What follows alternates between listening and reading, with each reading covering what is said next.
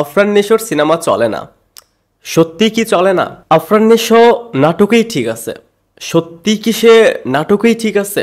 তাকে কি ফিল্মে কেউ চাচ্ছে না, বা ফিল্মে কি সে ব্যর্থ, সে কি অসফল? এই যে চারিদিকে এই ধরনের কোশ্চেন ঘুরে বেড়াই, আমরা তো দেখি। সো চেষ্টা করবো এই কোশ্চেনগুলোর অ্যান্সার দিতে আজকে এই ভিডিওতে। আমরা আজে বাজে কমেন্টস আগেই না করি, আগে কথাগুলো শুনি, আগে কথাগুলো বুঝি, এরপর আমরা কমেন্টস করি। প্রথমেই আমি যদি আফরান নিশোকে নিয়ে এটা বলি, বা তাকে এই ট্যাগটা দেই যে নিশো এখন যে অবস্থানে রয়েছে তার আশেপাশে, তার ধারের কাছেও কেউ নেই। আই থিঙ্ক আমি শিওর সবাই এখন ভাবতেছে শাকিব খানের কথা, যে আমি এই কথাটা কিভাবে বললাম। শাকিব খান থাকাকালীন আফরান নিশো এখন যে অবস্থানে রয়েছে তার ধারের কাছেও কেউ নেই, তার আশেপাশেও কেউ নেই, এই কথাটা আমি কিভাবে বললাম।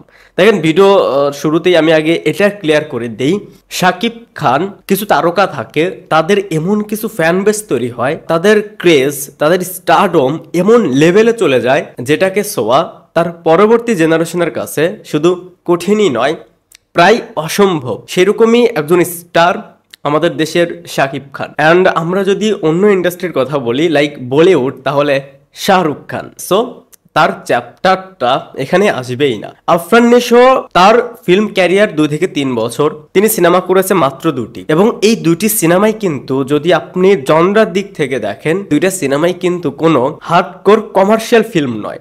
আমরা নর্মালি কমার্শিয়াল ফিল্ম বলতে যেরকম বুঝি, একজন নায়ককে আমরা যে অবতারে দেখতে চাই, যে ব্যাডাস, যে ডেডলি ভাবে দেখতে চাই, এরকম কোনো লুক, এরকম কোনো ক্যারেক্টার কিন্তু ছিল না আফরান নিশোর লাস্ট 2টা ফিল্ম। আই মিন দাগি এবং সুড়ঙ্গ, এই 2টা সিনেমার যে জনরা, এটা ডিপেন্ড করে সেটার গল্পের উপর, সেই ফিল্মে অভিনেতাদের পারফরমেন্সের উপর। সেই জায়গা থেকে ঈদের মতো না এরকম একটা ফেস্টিভ্যাল দাগি, যেটা কোনো হার্ডকোর কমার্শিয়াল ফিল্ম নয়, সেই ফিল্মের কালেকশন দেখলে আপনার কাছে হয়তো এটা খুবই কম মনে হতে পারে, বাট আপনি তার আশেপাশে যারা রয়েছে, আই মিন আফরান নিশোর আশেপাশে যারা রয়েছে, সিয়াম আহমেদ, আরিফিন শুভ, বা তার আশেপাশে আরো যারা কাজ করছে, তাদের ফিল্মের কালেকশনগুলো দেখুন। দাগির এখন পর্যন্ত টোটাল গ্রস কালেকশন 8 কোটি প্লাস। এইরকম একটা জনরার ফিল্ম ঈদের মতন একটা ফেস্টিভে এসে যে কালেকশনটা করে দেখিয়েছে, সেটা থেকে এটা নিঃসন্দেহে বলা যায় যে আফরান নিশোর আশেপাশেও এই মুহূর্তে কেউ নেই। অনেককেই বলতে শুনি যে আফরান নিশো যে ধরনের সিনেমা করে এগুলো নাটক টাইপের,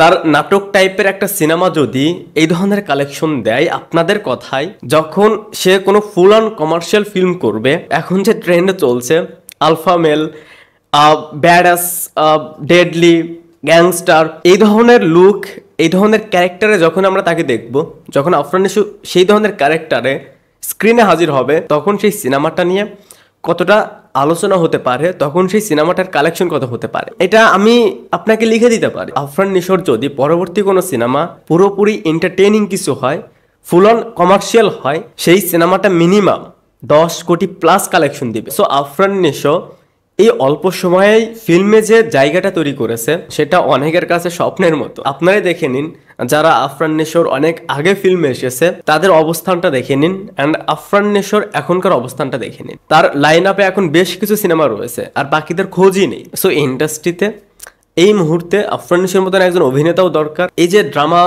বেসড কাজগুলো হচ্ছে, গল্প বেসড কাজগুলো হচ্ছে, এটা তো দরকারই।